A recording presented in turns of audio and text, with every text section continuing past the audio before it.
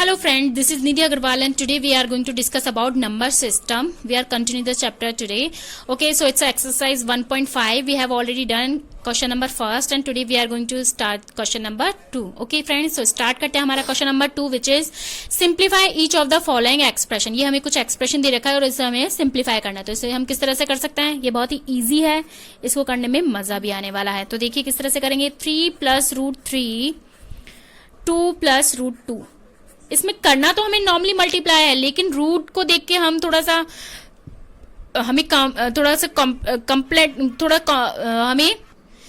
थोड़ा सा कंफ्यूजन हो जाता है. ओके, तो ये थोड़ा डिफिकल्टी फील होता है कि रूट है, अब इसको किस तरह से करना है, ये तो हमें कैसे सॉल्व होगा. करना हमें नॉर्मली मल्टीप्लाई है. देखो मैं करके दिखाती हूँ. नॉर्मल हम a प्लस बी और a प्लस बी दे रखा है, तो इस पहले मैं एक फॉर्मूला बता देती हूँ किस तरह से इसको, हमें फॉर्मूला नहीं है बट नॉर्मली मैं मल्टीप्लाई करके बता देती हूँ, इससे आपको और इजी हो जाएगा. ओके, नॉर्मली पहले a है, a टर्म है, इसको a टर्म को पहले दोनों टर्म से मल्टीप्लाई करेंगे. तो a को a से मल्टीप्लाई किया a स्क्वायर, प्लस a को b से मल्टीप्लाई किया कितना हो गया a b, प्लस अब a वाली टर्म दोनों से मल्टीप्लाई हो गई. अब इसमें हमें हाथ नहीं लगाना. अब b की टर्म देखेंगे, b को a से किया b a, फिर b को b से किया b स्क्वायर हो गया. तो देखो ये हमारा कुछ बन रहा है, a प्लस बी का होल स्क्वायर बन रहा है. आपको पता होना चाहिए a प्लस बी का होल स्क्वायर क्या होता है, a square plus B square plus 2ab. तो देखो a स्क्वायर तो एज इट इज आ गया, ab और ab कितना होता है 2ab तो होता है, 1 और 1 कितना होता है 2, तो नॉर्मली 2 ही आ गया क्योंकि ab और b एक ही तो चीज है, तो 2ab हो गया प्लस b का स्क्वायर. ओके, तो नॉर्मली फॉर्म बन गया ये प्लस बी का होल स्क्वायर. वही चीज हमें यहाँ फॉलो करनी है. ये तो फॉर्मूला बन गया. इसी फॉर्मूले को हम यहाँ यूज कर सकते हैं या मल्टीप्लाई करके देख सकते हैं, वो देखते हैं हम कैसे करना है. अब हम कैसे करेंगे, 3 प्लस 3 को पहले इन दोनों टर्म से मल्टीप्लाई करेंगे, तो 3 2 6 और 3 को रूट 2 से मल्टीप्लाई किया तो क्या आएगा, एज इट इज आ जाता है 3 रूट 2, क्योंकि 3 को रूट 2 से मल्टीप्लाई करने पर सिमिलर आएगा. ओके, या तो आपको वैल्यू पता होनी चाहिए, नहीं पता है तो एज इट इज रखो. ओके, फिर रूट 3 की बारी आ गई, रूट 3 की टर्म आ गई. अब रूट 3 की टर्म है तो रूट 3 को 2 से मल्टीप्लाई करेंगे, फिर रूट 2 से. रूट 3 को 2 से मल्टीप्लाई किया तो 2 रूट 3, वही 2 रूट 3 कैसे भी कर लो. और रूट 3 को रूट 2 से मल्टीप्लाई किया तो कितना आएगा, रूट 3 और रूट 2 एज इट इज आ गए. इसको हमने कुछ नहीं करा. अब देखो 6 एज इट इज आ गया, प्लस अभी देखो रूट 2 है और ये रूट 3 है. तो देखो पहले हम क्या करेंगे, देखिए हम क्या करते हैं.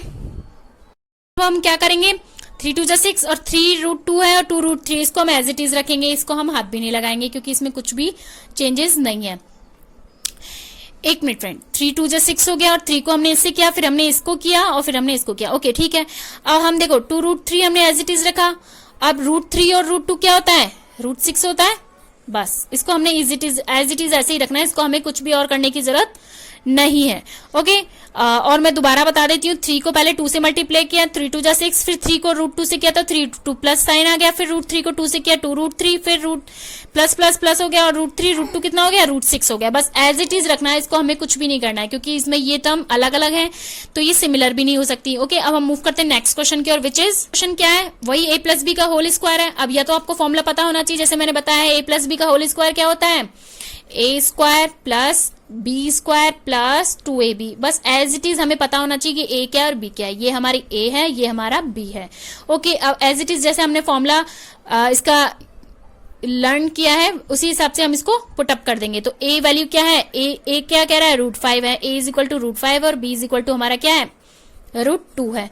तो a की टर्म रखी हमने तो कितना आ गया, रूट 5 का whole square, plus as it is रखा b की रूट 2 है, रूट 2 और इसका होल स्क्वायर हो गया, प्लस 2 रूट 5 और रूट 2 लिखा हमने, एज इट इज रख दिया. हमारी वैल्यू समझ में आ गया होगा. a की टर्म रूट 5 है, b की टर्म रूट 2 है, a में रूट 5 रखा, फिर b में रूट 2 स्क्वायर किया, प्लस 2 है, रूट 5 है, रूट 2 है. ओके, अब हम क्या करेंगे, रूट 5 का स्क्वायर क्या होगा, 5 ही तो होगा. क्योंकि रूट 5 मल्टीप्लाई रूट 5 क्या होता है, सिर्फ 5 होता है. ओके फ्रेंड, अगर रूट 2 आएगा तो क्या आएगा, 2 आएगा. तो रूट 2 भी क्या होता है, रूट 2 को मल्टीप्लाई करेंगे रूट 2 से तो कितना आएगा 2. अगर 2 मल्टीप्लाई 2 करते हैं तो 4 हो जाता है, लेकिन रूट में आपस में मल्टीप्लाई गए तो रूट हट जाता है और जो सिमिलर वैल्यू वो आ जाती है. ओके, तो अब देखो, अब वैल्यू पुट करेंगे, रूट 5 का होल स्क्वायर क्या होगा, 5 होगा, प्लस रूट 2 का स्क्वायर क्या होगा, सिर्फ रूट 2 है तो 2 आएगा सिर्फ, क्योंकि रूट हट गया.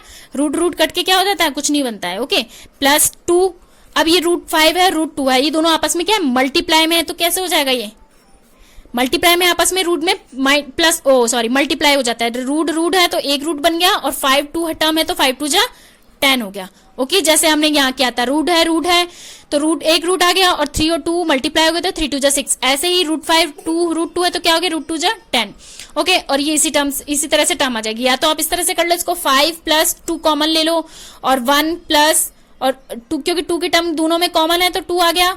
अब 2 ले लिया, 2 1 2 1 टाइम आ गया, फिर 2 अगेन आ गया तो √10। मतलब ये इस तरह से सिंप्लीफाई भी हो सकता है। अगर आप इस तरह से भी करके छोड़ के आओगे तो भी कोई दिक्कत नहीं, और इस तरह से भी करोगे तो भी कोई दिक्कत नहीं। ओके, अब हम मूव करते हैं नेक्स्ट क्वेश्चन की ओर। नेक्स्ट क्वेश्चन क्या है, rationalize the denominator of the following. 1/√7 अब हमें दे रखा है, इसलिए हमें डिनोमिनेटर को किस तरह से रैशनलाइज करना है तो देखते हैं वो कैसे करेंगे।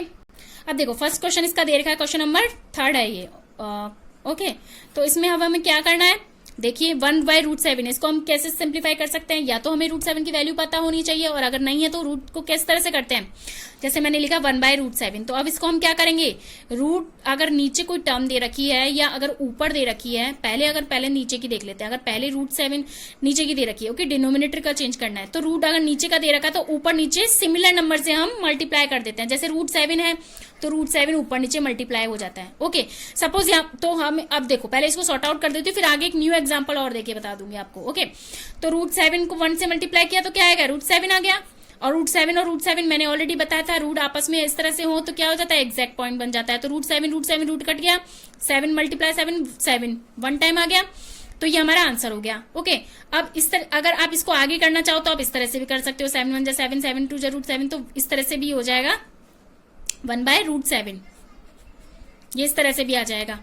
ओके, अब देखो नेक्स्ट में देखती हूँ, सपोज यहाँ पे 1/√8 होता तो हम क्या करते हैं, सिमिलर नंबर से मल्टीप्लाई कर देते। सिमिलर √8 है तो ऊपर नीचे √8 से मल्टीप्लाई कर देंगे। ओके, तो वही √8 को मल्टीप्लाई किया, 1 से √8 आ गया, और √8 मल्टीप्लाई तो क्या हो जाएगा 8, और इसका कैसे हो जाएगा 1, इस तरह से मल्टीप्लाई होगा 1/√8, बस इस तरह से हो जाएगा। अगर आप ये भी नहीं लिखोगे, ये लिख के आओगे तो भी कोई दिक्कत नहीं है। ओके, अब हम मूव करते हैं नेक्स्ट इसके पार्ट की ओर। ओके, हम नेक्स्ट क्वेश्चन की ओर मूव करते हैं, विच इज, अब देखो ये 1/√7 दे रखा है माइनस का √6। अब इसको हम कैसे करेंगे, वही सेम थिंग है, वहां √7 था, ऊपर नीचे सेम थिंग से मल्टीप्लाई किया था। यहाँ पे बस एक चीज और टर्म और इंक्रीज कर दिया, बाकी कुछ नहीं है। अब यहाँ ये एक टर्म बन गई तो इसी को सिमिलर ऊपर नीचे मल्टीप्लाई कर दो, वहां √7 था, अब यहाँ पे एक टर्म इंक्रीज कर दिया, उसी को नॉर्मल मल्टीप्लाई कर दो, इसको हम सिमिलर। लेकिन वहां तो √7 था तो ऊपर नीचे सिमिलर नंबर से मल्टीप्लाई, यहाँ भी वही, लेकिन यहाँ माइनस है तो ऊपर नीचे यहाँ जो मल्टीप्लाई होगा ना वो प्लस से मल्टीप्लाई करेंगे। ओके, प्लस वाला नंबर रखेंगे, इसके अपोजिट नंबर रखा जाता है, इसी के अपोजिट नंबर। तो √7 माइनस √6 था तो यहाँ कहेंगे √7 प्लस का √6 और √7 और प्लस का √6। ओके, समझ में आ गया आपको। अब देखो √7 प्लस √6 से मल्टीप्लाई करेंगे 1 से तो क्या आएगा, √7 प्लस √6 एज इट इज आ गया, फिर √7 और माइनस √7। अब ये देखो a माइनस बी और a प्लस बी का a minus B a plus B बन गया। a minus B a plus B क्या होता है, a square minus B square, आपने पढ़ा होगा ये चीज। a माइनस बी और a प्लस बी क्या होता है, a square minus B square, यही तो होता है। ओके, अब ये भी कुछ इसी टर्म में a minus B a plus B, तो इसको क्या बन जाएगा, a square minus B square, तो क्या होगा √7 प्लस √6, और ये चीज क्या बन गई, a minus B a plus B, similar number भी होना चाहिए। ओके, तो क्या बन गया, a square minus B square, यानी a टर्म क्या हमारी √7 होल स्क्वायर माइनस b क्या है √6 का होल स्क्वायर। ओके, अब देखो इसको नॉर्मली सॉर्ट आउट करो, 7 का स्क्वायर √7 क्या होता है 7 माइनस √6 मल्टीप्लाई √6 क्या होता है, मतलब दो स्क्वायर है तो 6, तो क्या बन गया हमारा √7 प्लस √6 आ गया हमारा, क्योंकि 7 में से 6 गया 1 आ गया और एज इट इज हमारी वैल्यू आ गई। आई होप आपको समझ में आ गया होगा फ्रेंड। ये हमारा अगर √7 था तो ऊपर नीचे √7 से क्या था, √8 था तो √8 से ऊपर नीचे, लेकिन यहाँ माइनस है तो ये टर्म ऊपर नीचे मल्टीप्लाई होगी जैसे यहाँ पे हुई है, लेकिन यहाँ पे ये जो साइन है वो चेंज हो जाता है। ओके, अब नॉर्मली हमने इसको मल्टीप्लाई किया है, √7 माइनस √6 है, यहाँ पे √7 प्लस √6 है, तो क्या हो गया a minus B a plus B, a square minus B square, ये हमें याद रखना है। ओके, अब हमने ये चीज यहाँ फॉलो कर दी, क्या हो गया √7 प्लस 6 एज इट इज, √7 का स्क्वायर माइनस √6 का स्क्वायर। अब √7 का स्क्वायर क्या होता है, √7 मल्टीप्लाई √7 क्या होगा 7 होगा, और √6 मल्टीप्लाई √6 क्या होगा 6 होगा। बस इसको हमने इसी तरह से सॉर्ट आउट किया। आई होप आपको समझ में आ गया होगा। ओके फ्रेंड, तो हमारी ये जो एक्सरसाइज है वो कंप्लीट हो गई। अब हम मूव करेंगे नेक्स्ट एक्सरसाइज की ओर। ओके, और अब इसकी नेक्स्ट एक्सरसाइज हम टुमारो करेंगे फ्रेंड, और उसके बाद हम अपना न्यू चैप्टर स्टार्ट करेंगे। ओके फ्रेंड्स, आपको अगर कोई भी प्रॉब्लम हो तो please send on the comment box. Bye bye.